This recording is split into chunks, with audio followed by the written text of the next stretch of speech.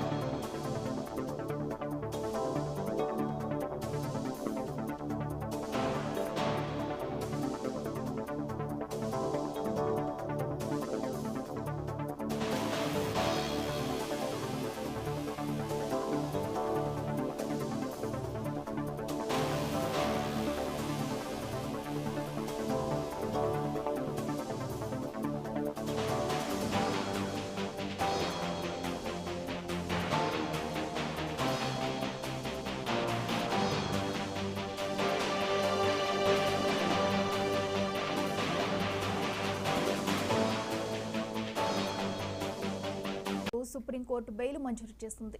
ఆమె దాఖలు చేసిన బెయిల్ పిటిషన్పై జస్టిస్ బిఆర్ గవాయ్, జస్టిస్ విశ్వనాథన్తో కూడిన ద్విసభ్య ధర్మాసనం విచారణ చేపట్టింది. కవిత తరపున సీనియర్ న్యాయవాది ముకుల్ రోహత్గి, ఈడీ తరపున ఏఎస్జీ వాదనలు వినిపించారు. ఇరువైపులు వాదనలు విన్న ధర్మాసనం కవితకు బెయిల్ మంజూరు చేసింది. ఈడీ, సిబిఐ కేసుల్లో బెయిల్ ఇస్తున్నట్లు ధర్మాసనం పేర్కొంది. బెయిల్ మంజూరుకు సుప్రీంకోర్టు 3 ప్రధానమైన కారణాలు చెప్పింది. సిబిఐ తుది ఛార్జ్షీట్ దాఖలు చేసిందని, ఈడీ కూడా దర్యాప్తు పూర్తి చేసిందని పేర్కొంది.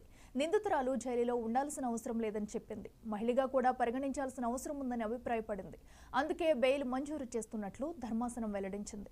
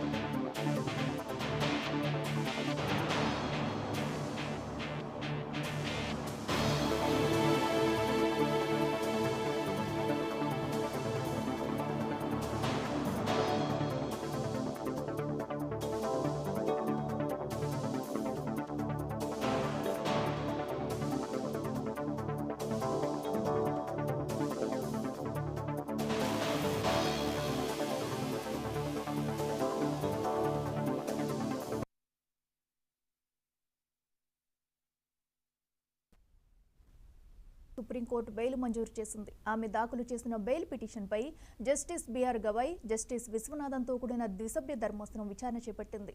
కవిత తరపున సీనియర్ న్యాయవాది ముకుల్ రోహత్గి, ఈడీ తరపున ఏఎస్జీ వాదనలు వినిపించారు. ఇరువైపులా వాదనలు విన్న ధర్మాసనం కవితకు బెయిల్ మంజూరు చేసింది.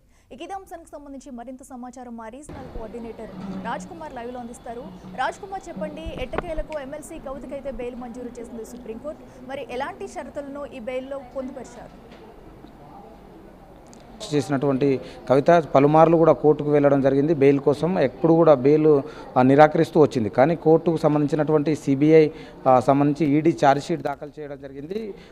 ఈ 2 కేసులలో కూడా కవితకు బెయిల్ రావడం జరిగింది. దీనికి ఎందుకంటే సెక్షన్ 45 కింద ఉండాల్సిన అవసరం లేదు అని కూడా కోర్టు సమర్థించింది. దీనికి సంబంధించి కొన్ని షరతులు మాత్రం పెట్టింది బెయిల్ ఇస్తూ. 10 లక్షల పూచికత్తుతో పాటు పాస్పోర్ట్ కూడా సరెండర్ చేయాలని కూడా చెప్పింది. అదేవిధంగా సాక్షులను ప్రభావితం చేయకుండా ఉండాలని కూడా కోర్టు కవితకు సూచించడం జరిగింది. దీనికి సంబంధించి ఇప్పటికే ఈ యొక్క బెయిల్ వస్తుందని ఆశాభావంతో కూడా నిన్ననే కూడా ఢిల్లీకి కేటీఆర్, హరీష్ రావు, ఎమ్మెల్యేలు అందరూ కూడా ఢిల్లీలో ఉండడం జరిగింది. ముఖ్య నాయకులంతా కూడా దీనికి, ఎందుకంటే కవితకు గ్రాండ్గా వెల్కమ్ చెప్పే విధంగా కూడా అన్ని ఏర్పాట్లు చేస్తూ ఉన్నటువంటి పరిస్థితి. ఎందుకంటే బీఆర్ఎస్ ఎమ్మెల్సీ దాదాపు ఇన్ని రోజుల తర్వాత, అంటే ఇన్ని నెలల తర్వాత బెయిల్ రావడం, ఇటు కుటుంబ సభ్యులు అదేవిధంగా అందరూ, అటు కేటీఆర్ కూడా స్పందించారు దీనిపై. అంటే ఏ తప్పు చేయలేదు, ఇది కావాలనే ఇరికించారని కూడా చెప్పడం జరిగింది. అంటే కవిత తరపు న్యాయవాది కూడా వాదనలు వినిపించడం జరిగింది. ఎందుకంటే ఇన్ని రోజులు ఈ యొక్క లిక్కర్ స్కామ్ సంబంధించినటువంటి కేసులో ఇప్పటికే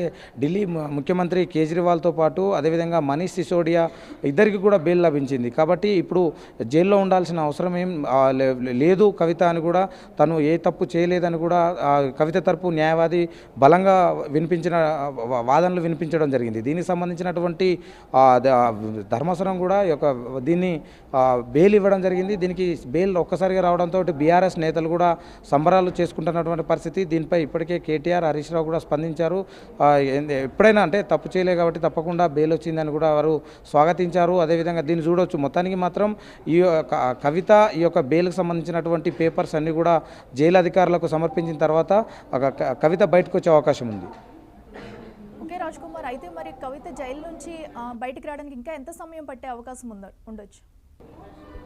అంటే ఈ రోజు రాకపోయినప్పటికీ మాత్రం ఈ 2 రోజుల్లో మాత్రం, అంటే పేపర్కు సంబంధించినటువంటి ఏదైతే ఈ తీర్పుకు సంబంధించినటువంటి పేపర్లు కోర్టుకు మన జైలు అధికారులకు సమర్పించిన తర్వాత మొత్తం, అంటే దాని ఒక ప్రాసెస్ ఉంటుంది. దానికి సంబంధించి అంటే జైలుకు సంబంధించినటువంటి ఒక జడ్జిమెంట్ ధర్మాసనం ఏదైతే ఇచ్చిందో దాని అన్నీ కూడా తీసుకువెళ్ళి ప్రతి ఒక్క, అంటే పూచికత్తు కూడా ఉంది. అంటే 10 లక్షల రూపాయలు ఇద్దరి పూచికత్తు కూడా ఇవ్వడం జరిగింది. కాబట్టి దీనికి సంబంధించినటువంటి ఇవన్నీ ప్రాసెస్ అయిన తర్వాత ఈ పేపర్లన్నీ కూడా జైలు అధికారులకు ఇచ్చిన తర్వాత తిహార్ జైలు నుంచి కవిత బయటకు వస్తుంది. Right Raj Kumar, thank you.